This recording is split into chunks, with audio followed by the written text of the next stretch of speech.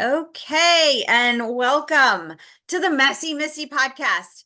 And this week it's a love week. I don't know. We kind of stay away from that big L word topic in the Messie Missy Podcast because a lot of love is messy, I think. It could be great, but I think a lot of love is messy. Love can be messy. So here we are, and I am so excited to be here and to bring all of our fabulous listeners and viewers into the Messie Missy world of growing businesses and exposing our messes to really make miracles out of our messes, to build beautiful businesses out of our messes, to make money from our messes. Because what better way to make money than to just make a mess and then have it result in a great financial reward. But I am Melissa. I am your host today of the Messie Missy Podcast. I am delighted to be here with Edward Sansoni. I think we'll call him Eddie for short. Is that good with you? Yeah, it's perfect. Okay. So Eddie's going to dive deep into our love life and how our love life has a reflection of our business, or vice versa, how our business affects our love life, because there's a lot there under that hood. Business, owning a business, running a business. You may not even own the business. You may just be at the helm of running it. You may be a corporate executive of a business. Like, it could be a lot of different ways of being in business, right, Eddie? Mm-hmm. Yeah, like an entrepreneur or an intrapreneur, I think is what it's called. It's like someone who's an executive of a big company or something.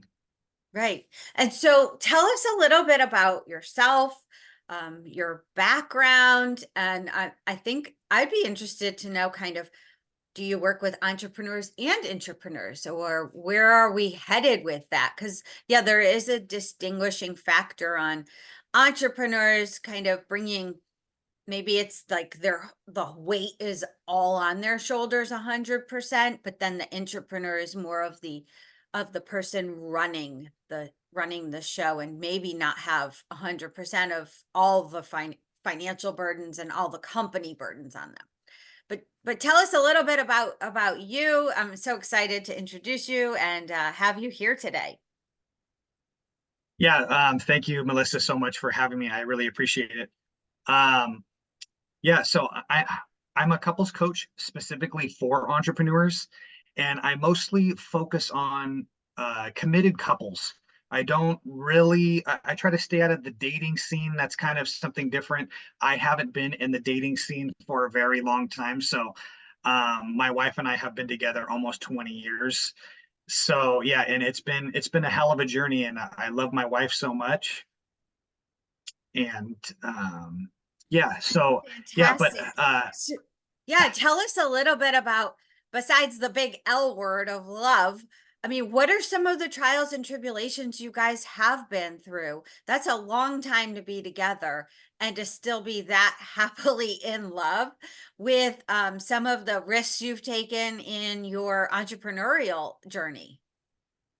yeah, it wasn't always like that. And I was an electrician for about 17 years, and it was a hell of a journey for sure. And a lot of people don't really realize that they might have a relationship that lacks, or a relationship that isn't going that well, because people just go into the grind and they just kind of live day by day and don't really know what's there. But I started reading books, and I started Googling things to get out of my 40-hour job. And that took me down a path of basically signing up for all kinds of courses. I would sign up for courses and leadership academies. And I just got so addicted to bettering myself. And during that process, I found out that uh, my wife and I's relationship wasn't it wasn't where we wanted it to be. And I knew it could be a hell of a lot better. And as soon as we were going to sign up for a leadership academy, um, because we realized that we were going to have to really put ourselves out there for each other to let everything all out and to really choose to make the decision to be our best selves for ourselves and for each other.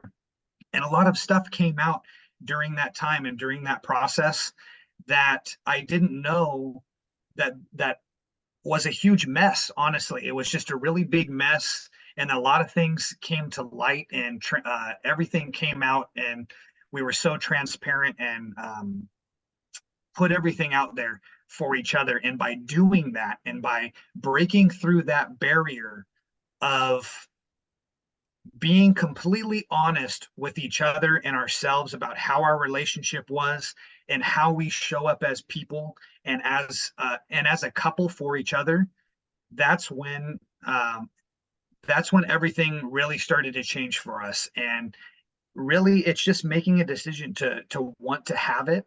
And once you make that decision to have it, you really can't have it. Got it. Okay. So electrician to entrepreneur, but somewhere in there was something about business building and taxes. Yeah. So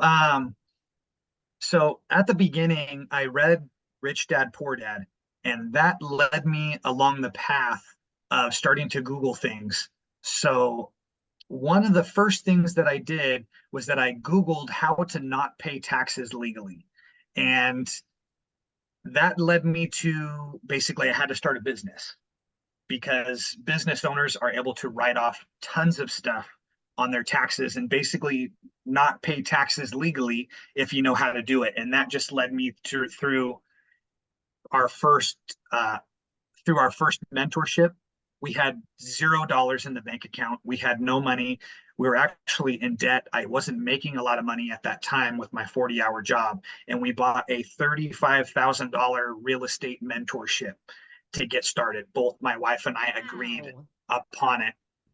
And that was huge. That was huge. We actually don't do real estate now, but the people that we met and the opportunities that presented themselves to us were life changing. They were because you can't really. I know Steve Jobs has a saying. He says you can't ever connect the dots moving forward. You could only connect the dots moving Mm. backwards. Wow. So yeah. That's incredible. Okay.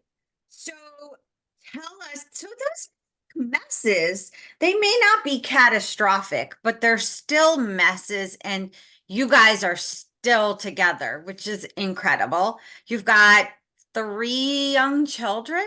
Is that correct? Yeah, we have three young children.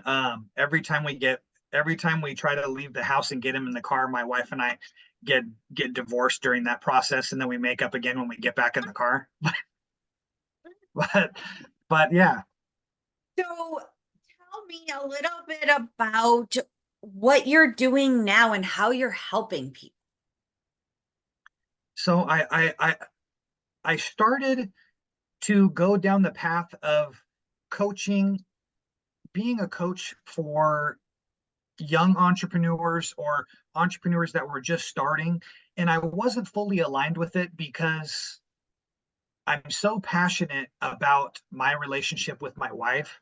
And I have to watch it, like talking about it, because I get emotional really easily talking about this subject. It's like But true love. I mean, that, and so many of us out here are like, how do we get that? I want what he has. my wife's crying on the couch right there right now. But anyways, so yeah, I just got so passionate about helping couples, and it got to a point to where there was a lot of people in my life that would come to me, and they would talk to me and like trust to come to me openly and talk about their relationship. And I was able to give them advice and support them and help them through the process, which made changes in their lives.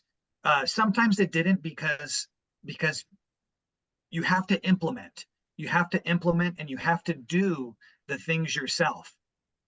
Right. You know, I hiring think a you mentor need or to having a, feel love too. Like you could be in an empty relationship and you probably know as well as I do, it's just not gonna work. But if there's something there to work with, um, that you can facilitate a way to bring somebody because you know entrepreneurship so well, right? Like entrepreneurship is like its own relationship between the owner and it's their baby and they're growing this, seedling into teenager and maturity, really. And so that takes its own life form sometimes. yeah, definitely. And I truly feel that, relationships can be hard a lot of times, but uh entrepreneurs that are in relationships is like 10x harder Oh because yeah. just running a business, and even if you're just starting and you're going through the hustle phase of failing in your business or learning who you are and how you work, and then bringing someone else into that also. And like we were talking earlier about like emailing during dinner time or things like Hmm. that, the quality time that entrepreneurs Right. sometimes can't provide to their spouse, things like that. Entrepreneur couples have it harder than anybody else. And and, and that's just what I'm passionate about, is helping to provide that, I guess, that bridge in between issues that entrepreneur couples can have or run into in their lives, to connect them to what's really there for them, and that really the answer is inside of them. It's just most of the time they just need someone to just be a guide for them. I love it. I've seen some of your worksheets, how you bring people together. I think it's phenomenal. Um, the quality time, right? Because entrepreneurs are so stretched for time. It's like every bit of our waking moments um, is filled with work, and then by the time we get home, we're exhausted, and like quality time is probably the last thing we want to do. So right. What you and I were talking about is how important that quality time is to have in a relationship. And I've I'm divorced the first time because of my business aspirations and his were so out of whack. We were young. I wanted the business. I mean, I chose the business. I chose to pursue my dreams Yeah. over the quality time. And for him, it was quality time. It was going to movies or going to sporting events. And for me, it was no, I want to work because I love it. Yeah. So give us like one nugget or one tidbit or one, if I'm in a mess right now and I'm an entrepreneur, but I really want to make this relationship work.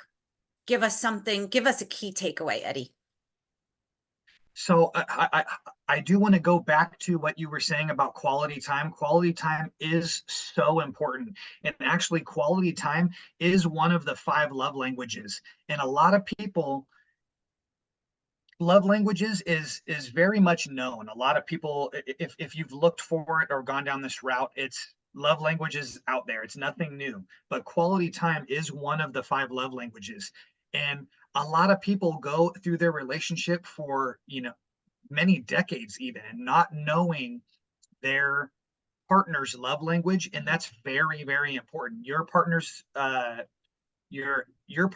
language might have been quality time, and if there's that gap there, then there could be issues or problems there. And so one thing that I always try to tell everybody is to find out your partner's love language and find out your partner's personality type. These two things will help you create so much more communication and understanding in your relationship. It could break free and just clarify a whole lot. My wife's love language is acts of service and is words of affirmation. So I Oh, wow. tell her every single day, I love you so much. Thank you for who you are, and thank you for how you show up as a wife and as a mom. I appreciate you so much. And then it's acts of service. So I go out of my way for sure to do the dishes for her every day, or to start the laundry, or whatever things that she likes to look for. I start to show up and do those things. That is amazing. Tell our listeners and our viewers how to find you. You could go to you could do Eddie Couples Coach is my handle on TikTok, Instagram, Facebook, and that's how you can find me. Eddie's Eddie couples Couples Coach. coach. And if you have a Eddie Couples love, Coach. and sorry, Eddie Couples Coach. Eddie couples coach. And if you have a need, we all do, but you're an entrepreneur, I would definitely recommend reaching out to Eddie. Thank you so much. Thank you, Melissa, so much for having me.